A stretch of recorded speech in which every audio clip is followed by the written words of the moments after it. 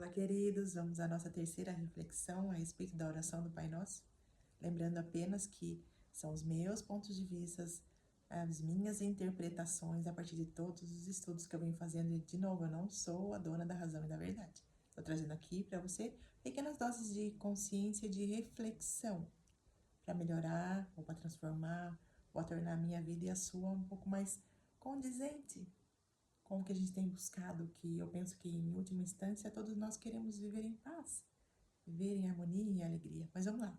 A terceira parte diz sobre perdoa as nossas ofensas. E o que será que são essas ofensas? Será que é só o que eu faço para o outro? O que eu falo para o outro? Ou será que em ofensa eu posso incluir aquilo que eu penso a respeito de mim e do outro? Aquilo que eu penso a respeito de alguma situação ou de alguém, o julgamento que eu faço sobre alguém. E o quanto nós pedimos para sermos perdoados e desculpados pelas nossas falhas, pelas nossas ofensas, mas continuamos nesse caminho de ofender. Porque lembrando que ofensa não é só aquilo que eu faço de verdade e falo para alguém que de alguma forma magoa o outro, mas é o que eu penso sobre ele também.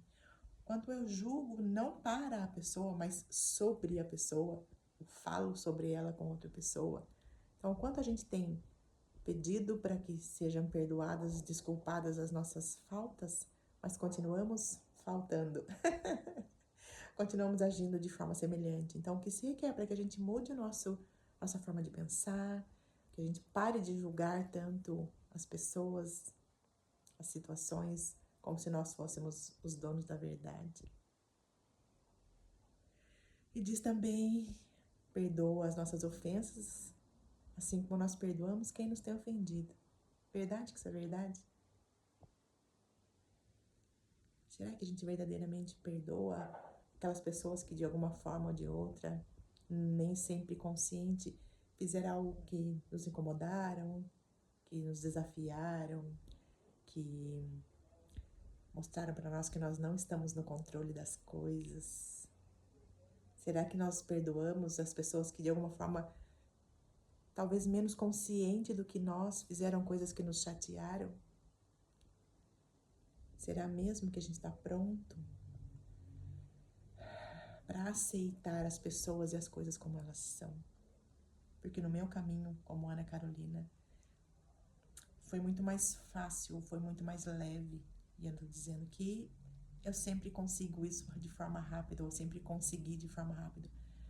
Mas no meu treino tem sido muito mais fácil praticar esse perdoar quando eu entendo ou substituo a palavra perdão por aceitação. Quando eu entendo que tudo o que me aconteceu foi o que foi. Porque se pudesse ter sido diferente, teria sido diferente. Que o que muitas vezes causa sofrimento e desconforto em nós nem é a pessoa em si, mas o comportamento dela.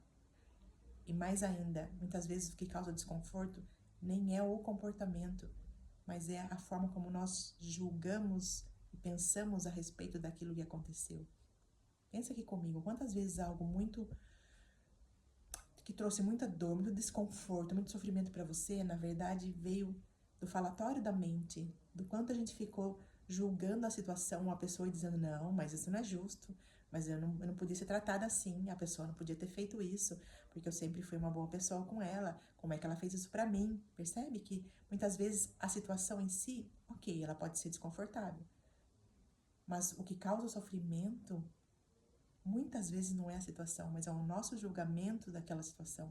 É o quanto nós contamos histórias, e a nossa mente é craque em contar histórias, mas o quanto as historinhas nós ficamos contando e recontando e remoendo e ressentindo e revivendo ao longo, às vezes, de um período gigante de tempo, ao invés de aceitarmos o que foi. E aceitar o que foi não significa concordar com o que foi, mas entender que se verdadeiramente, com a consciência que você tinha e que a outra pessoa tinha, ou as outras pessoas tinham naquele momento, se pudesse ter sido diferente, teria sido. E que talvez hoje, com a consciência que eu tenho, que você tem e que a pessoa talvez tenha, talvez a situação tivesse sido diferente. Mas naquele momento, ou neste momento, com a consciência que todos os envolvidos tinham, era o que dava para acontecer. Então, será que nós estamos experimentando essa parte da oração que diz: perdoa as nossas faltas, as nossas dívidas, assim como nós perdoamos a quem nos tem ofendido? Eu deixo mais uma pergunta para você se fazer, e não precisa me responder, mas só para a gente pensar juntos. Será mesmo que Deus nos condena? Que a gente precisa do perdão dele porque ele é um pai carrasco que está ali dizendo: você é horrível, você merece ser condenado? Se ele é um pai de puro amor?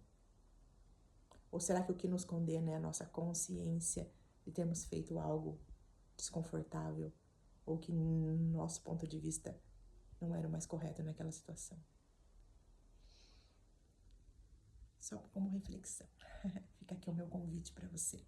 Beijo gigante e até o nosso próximo e último quarto vídeo. Se fez sentido para você, clica aí em repostar para que mais pessoas também possam refletir sobre essa oração e cada vez mais experimentar o Pai Nosso na nossa vida. Ou então, se você não quiser repostar, curte aí, deixa um comentário que eu vou adorar saber como é que isso ressoa em você.